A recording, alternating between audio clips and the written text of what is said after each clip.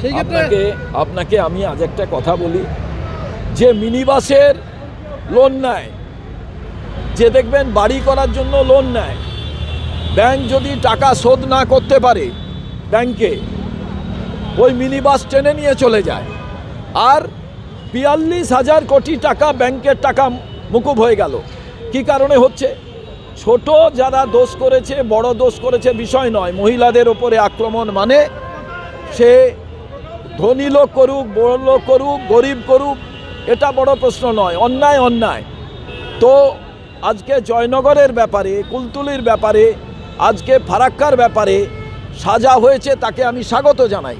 কিন্তু আরজি কর এটা লালসার শিকার না সংগঠিত ক্রাইম, এই বিষয়টা সিবিআই বলতে পারলেন না।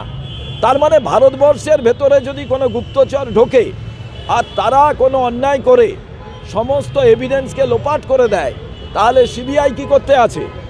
আসল কথা, সিবিআইকে তোতা পাখি করে দেওয়া হয়েছে, সিবিআইকে দলীয় এজেন্সি করে দেওয়া হয়েছে। আর পশ্চিমবাংলার পুলিশ আর সিবিআই, পশ্চিমবাংলা সরকার এবং কেন্দ্রীয় সরকার, আপনাদের বলি অশুভ আতাত, নাটক খেলা। তাই বিজেপির যারা নাটক খেলা খেলতে চান না, তারা দয়া করে আসুন। আমার মনে হয় আপনাদের কাজ করার জায়গা কংগ্রেসের পতাকার তলে অন্যায়ের বিরুদ্ধে প্রতিবাদ করতে পারবেন, এটাই আমার আবেদন বাংলার শুভবুদ্ধি সম্পন্ন মানুষের কাছে, তৃণমূলের যারা সচেতনশীল মানুষ আছেন তাদের কাছে। এটা সত্যি বাংলার লজ্জা।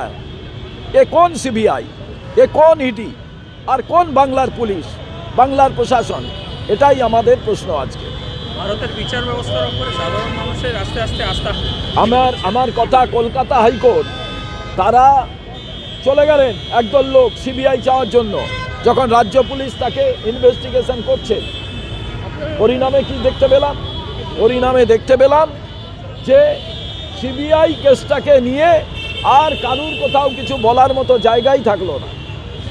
এটা তো অশুভ সন্ধি, কিন্তু এটাকেই আপনারা ভাবুন শুভ সন্ধি।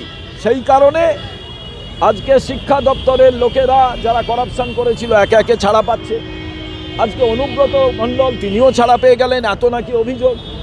তাহলে কোনটা ঠিক?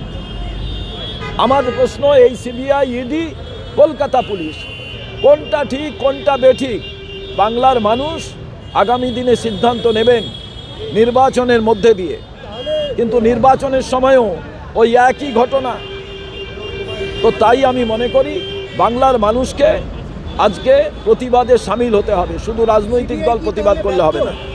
সিবিআই, ইডি কে কে কে অ্যাক্ট করছে বলুন না? এখানে নারদা সারদা কেস, তারপরে আরজি করের ঘটনা, 3 মাসে চার্জশিট দিতে পারে না, তার জন্য ছাড়া পেয়ে যাচ্ছে। আপনারা বলুন তো, এতদিন তো আপনাদের অভিজ্ঞতা আছে। এটা লজ্জাজনক ঘটনা, অশুভ সন্ধি কেন্দ্রীয় এবং রাজ্যের। এটা শুধু তার বিরুদ্ধে বলেন, ও তার বিরুদ্ধে বলেন, এটা একেবারে নাটক। যেটা আমরা জগদীপ ধনখড়কে দেখতাম, এখানে খুব তিনি নাটক করতেন। আবার তিনি যখন ভোটে দাঁড়ালেন তখন দেখলাম যে তৃণমূলই তাকে সাপোর্ট করার জন্য পার্লামেন্টে অ্যাবসেন্ট থাকলো। তো সবটাই পশ্চিমবঙ্গে কেন্দ্রীয় সরকার রাজ্য সরকারের নাটক চলছে। এ লড়াই খেলা, যুদ্ধ খেলা চলছে। আসলে সবটাই সেটিংয়ের বিষয় এবং অশুভ সন্ধির বিষয়।